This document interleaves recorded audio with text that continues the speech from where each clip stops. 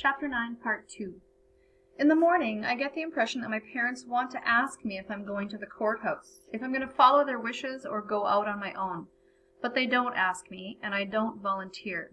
I appreciate that they don't press it. I'm 16. They leave some things to me.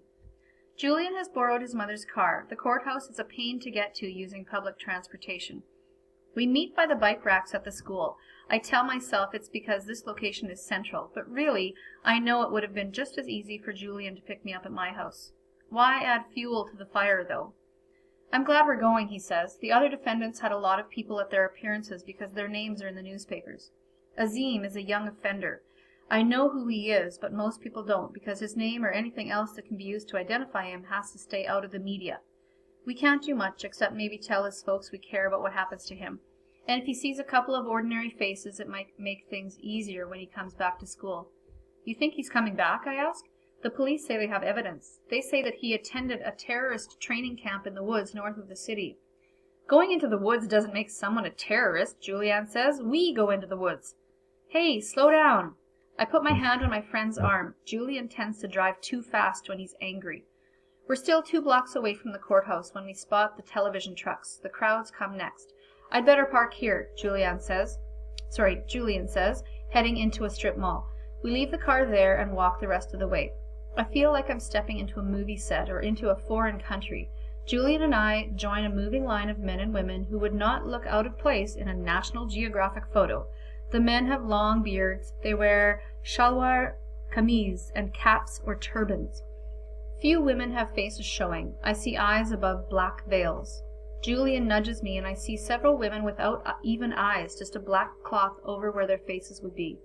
Go back to where you came from, a passing driver yells out his window. A Coke can follows, narrowly missing the head of a small child in one of the faceless women's arms. We are citizens, one of the men yells out, but the car is long gone. The television people zoom in on this, getting reaction, capturing the drama for the evening news. Julian pushes me through an opening he sees in the crowd. Let's try to get in and get seats, he says. I didn't expect all these people. We have to pass through a metal detector. Our jackets are searched. Our ID is checked. The security guards take much more time with me than they do with Julian. He laughs at this when we are finally through. What's so funny, I ask. They're more afraid of you than they are of me, he says. For a change, I'm the one they don't suspect. The courtroom quickly fills up. I see 2 people in the front row. I wonder if they're Azim's parents. They look sad and scared. I imagine my own parents sitting there. Save my seat, I say to Julian, which isn't at all necessary. I slide past people's knees and go up to the man and woman on the front bench. They are dressed like my parents would dress, although the woman has her head covered. Are you Azim's parents? They nod. I introduce myself. I do reach for the top with Azim. He's very smart. They nod and thank me for coming. Their eyes are no less sad, but what did I expect? That I'd say something kind about their son and their pain would go away? I go back to Julian. The bailiff comes in. All rise. The judge comes in and sits behind the desk. A lot of legal things are said, which I don't pay attention to. Then Azim is brought in. He looks small in his orange jail clothes and scared. I wonder if the handcuffs are heavy on his wrists. A guard unlocks them and he is told to sit. There's a sheet of glass in front of his bench. I assume it's bulletproof. The legal talk starts again. Azim is focused on his parents, but their pain becomes too hard for him to see. He scans the courtroom. I watch his face. He nods slightly now and then when he sees someone he knows. Then his eyes find Julian and me. He actually smiles and raises his arm in a little wave. We wave back, me timidly, Julian bravely with a big grin as well. Heads turn to look at us. The legal talk takes over. I hear the word remanded. The gavel comes down and Azim is gone again. It couldn't have taken more than 15 minutes. I hear his mother and father crying. Some spectators shout as they are ushered from the courtroom. Soon Julian and I are back outside. We're barely out the door when a camera and microphone are stuck in front of us. Are you friends of the defendant?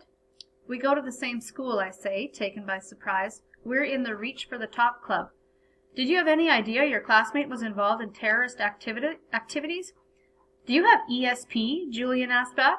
Do you have special powers that let you know the outcome of a trial before it even starts? If not, then don't ask such stupid questions.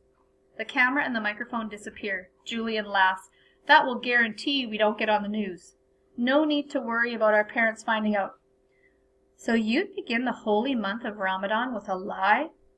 I'm startled to hear my sister's voice. I look around for her, but all I see is a woman in a black abaya, with only her eyes showing. I know those eyes, though. They are my eyes. Zaina and I have the same eyes. It's the only thing about us that's identical. It's eerie seeing those eyes glaring at me from the top of a black veil. Mom and Dad are going to have a fit, I say. She turns around and walks away. I shout after her, the only thing I can think of, and of course, it's something that makes me look like a complete idiot. You love music videos just as much as I do. What makes it even worse is that she's merged in with a group of other black-clad women.